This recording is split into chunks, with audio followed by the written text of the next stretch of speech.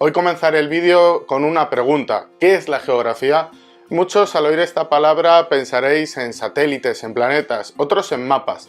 Hay quien habrá pensado en pirámides de población y estadística, y otros que ni siquiera estén pensando en nada. Hoy en Cuadernos de Heródoto veremos cómo nos ayuda esta ciencia día a día, cómo nos facilita nuestra vida y cómo está presente siempre en nuestra sociedad. En este pequeño vídeo intentaré mostraros qué es la geografía.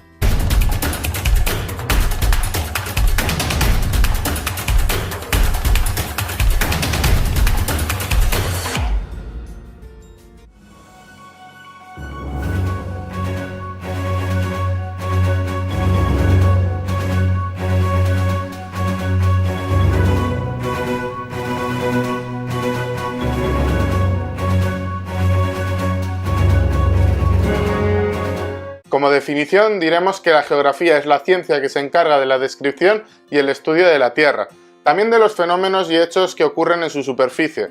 La palabra geografía está compuesta por geo y grafía, que derivan del griego antiguo ge, que significa tierra, y de grafo, que significa describir. La importancia de la geografía se basa en el estudio de la Tierra y de los fenómenos que actúan sobre ella.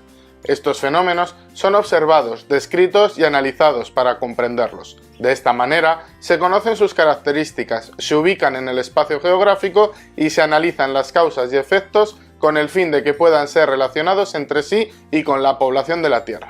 Por lo tanto, diremos que los cometidos principales de la geografía son: 1. Localizar todos los fenómenos que suceden en los diferentes espacios y ubicarlos. 3. Describir y explicar todos los datos recogidos y buscar y analizar las interrelaciones. Y último, interpretar las claves que expliquen los diferentes fenómenos. Una vez vistos los cometidos de la geografía, hablaremos de la división de la misma en tres grandes campos. Primero, la geografía física, que estudia el medio natural y los diferentes elementos físicos y biológicos por los que está compuesto: clima, relieve, agua, vegetación, suelo y fauna. Dentro de la geografía física podemos hablar de geomorfología, biogeografía, climatología, hidrografía y muchas más. Segundo, la geografía humana estudia las sociedades y sus territorios, la acción del hombre en su entorno, así como su organización. Abarca la política, la demografía, la economía y muchas más. Por ello, como partes fundamentales de la geografía humana hablaremos de demografía, geopolítica, geografía cultural, urbana, económica o rural. Y por último, la geografía regional. Estudia el relieve, aguas, vegetación, población, clima, actividades económicas y división administrativa en un espacio concreto, ya sea una localidad, comarca, región o país. Una vez vistas las diferentes partes en las que se divide esta ciencia, vamos a ver cuáles son las herramientas principales de la geografía.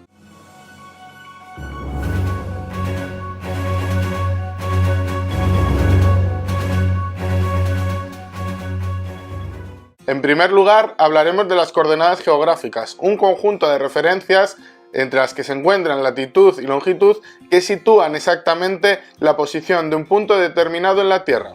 Al ser la Tierra una esfera, esto se realiza mediante angulares expresados en grados. También la cartografía, que permite representar la superficie terrestre confeccionando mapas. Mediante uno de los sistemas de proyección se traslada la red de meridianos y paralelos a una superficie plana y a través de una escala se trasladan las distancias reales al mapa. Otra herramienta son los mapas, en los que encontramos diferentes tipos, como pueden ser topográficos o temáticos. Más herramientas para la geografía son los gráficos, que pueden ser lineales, de barras o sectoriales.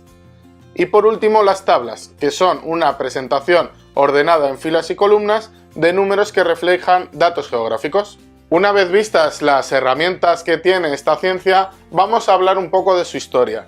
En la historia de la geografía podemos contemplar tres grandes periodos.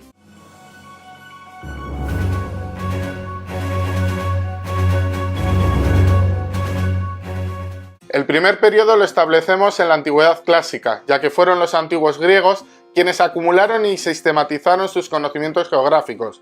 Como principales fuentes de información encontramos a Ptolomeo, Heródoto, Anaximandro y Eratóstenes. Es precisamente este último quien utiliza la palabra geografía por primera vez, en un libro que por desgracia no ha llegado a nuestros días y por lo que es considerado el padre de la geografía. El siguiente periodo lo establecemos durante los siglos XV y XVI, ya que la geografía recibió un importante impulso gracias a los grandes viajes que permitieron el descubrimiento de nuevas tierras. Es el momento del descubrimiento de América o de la circunnavegación al globo terrestre por primera vez llevada a cabo por Elcano y Magallanes. Debemos destacar el mapa de Gerardus Mercator, ya que es el primer intento de realizar una representación de la Tierra en una superficie plana.